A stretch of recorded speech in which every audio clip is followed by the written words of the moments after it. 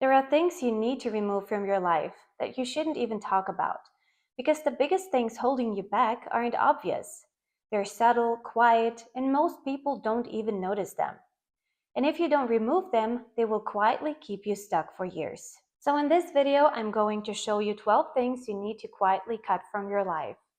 And chances are, at least a few of these are affecting you right now. So let's dive in. Number one, an outdated belief system. This is one of the most dangerous ones because it doesn't feel wrong.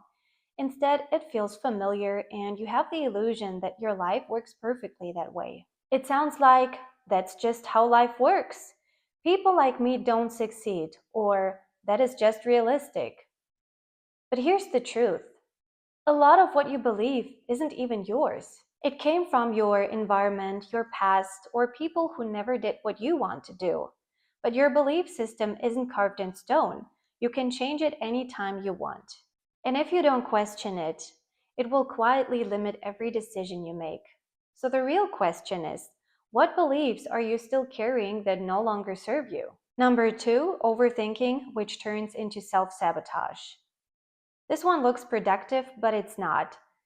You're telling yourself, I'm just figuring things out, but really, you're just delaying action. Because if you never start, you never risk failing. Now, I'm not saying don't think at all. Thinking matters. But there comes a point where thinking becomes hiding. And that's where most people get stuck.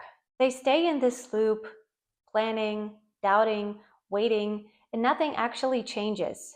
At some point, you have to stop thinking and start moving. Number three, keeping the wrong people in your life.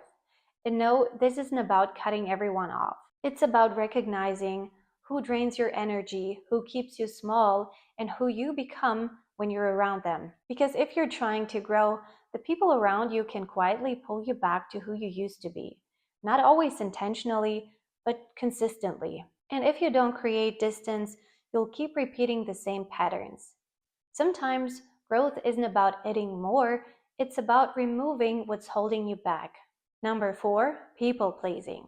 This one feels like kindness, but it's often fear. Fear of disappointing people, fear of being judged, fear of not being liked. So you say yes when you want to say no, you agree when you don't actually agree, and slowly you lose yourself in the process.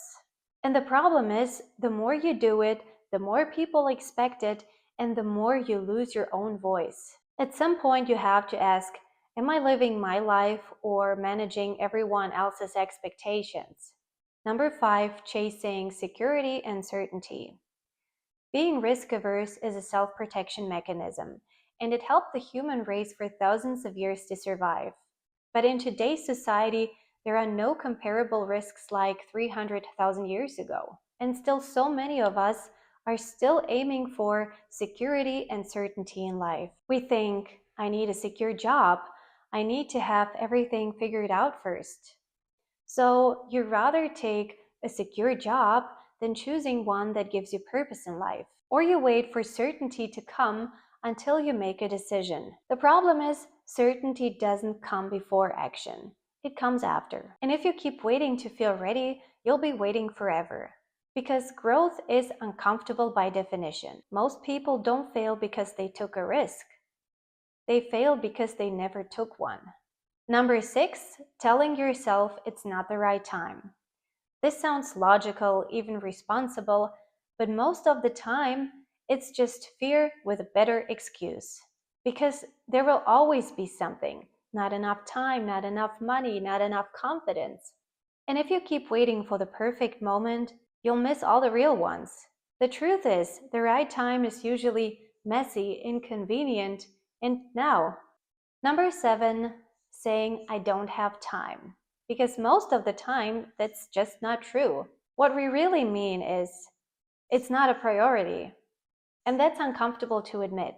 Because if something truly matters, we find time. So when you say you don't have time, what you're really doing is choosing something else instead. The question is, are you choosing the things that actually move your life forward? Number eight, saying I'm a perfectionist. This one sounds like a strength, but most of the time it's just fear in disguise. Fear of judgment, fear of failure, fear of not being good enough. So instead of finishing things, you keep tweaking, adjusting, overthinking, and nothing ever gets out into the world. And here's the truth: perfectionism doesn't move your life forward, execution does. Done will always beat perfect. Number 9, feeling embarrassed. This one stops more people than almost anything else. Because you're not just afraid of failing, you're afraid of how it looks. What people will think, what they'll say, how you'll be judged. So instead of taking action, you hold back. You stay quiet, play small, wait. But the truth is, nobody is thinking about you as much as you think. Everyone is too focused on themselves. And the longer you let embarrassment control you, the longer you delay becoming who you could be. Number 10, labeling yourself. Saying things like, I'm just not a fitness person. I'm an introvert. I'm not good at this kind of thing. And the problem isn't the label, it's what it allows you to avoid. Because once you define yourself that way, you stop trying and start using this as an excuse. You stop growing into something new. You turn a temporary state into a permanent identity. And that might be the most limiting thing of it all. Number 11, being available to everyone all the time. Always replying, always saying yes, always giving your time away. It feels productive, it feels responsible, but in reality, you're training people to treat your time as unlimited. And when your time has no boundaries, your priorities disappear. Because every yes to someone else is a no to something that actually matters to you. If you don't value your time, no one else will. At number 12, telling everyone your plans. This one feels exciting, even motivating. You share your ideas, your goals, what you're about to do. And as soon as you tell your plan, something subtle happens. Everyone starts asking counterproductive questions.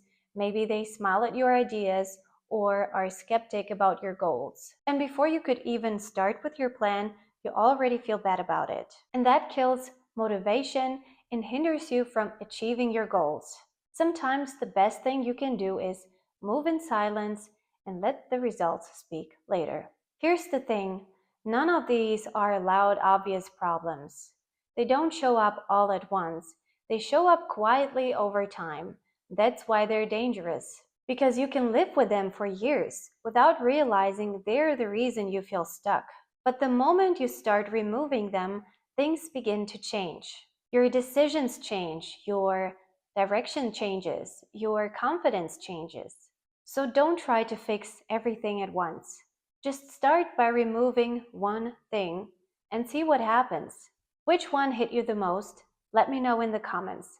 Thanks for watching, and I'll see you next time.